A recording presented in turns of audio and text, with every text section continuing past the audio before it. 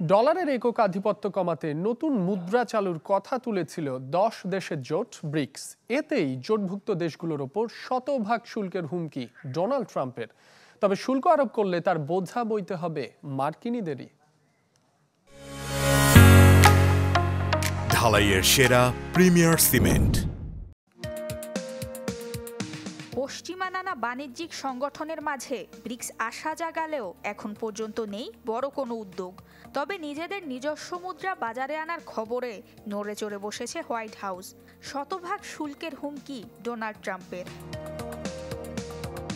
ব্রিক্সভুক্ত দেশগুলোর সাথে যুক্তরাষ্ট্রের অভ্যন্তরীণ বাণিজ্য খুবই একপেশে। তথ্য বলছে দেশগুলো যুক্তরাষ্ট্রে রপ্তানি করেছে $300 বিলিয়ন, আর যন্ত্রাংশ, বৈদ্যুতিক সরঞ্জাম, প্লাস্টিক, স্টিল সহ $650 বিলিয়ন পণ্য আমদানি করেছে যুক্তরাষ্ট্র।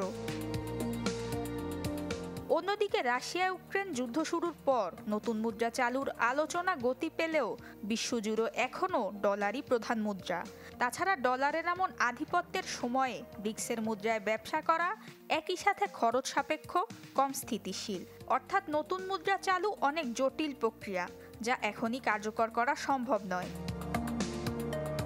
এরই মধ্যে চীনের উপরে 10% শুল্ক আরোপ করেছেন ট্রাম্প।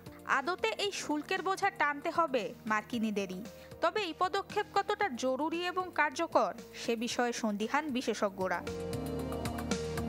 নুসরাত মৌমি, চ্যানেল 24।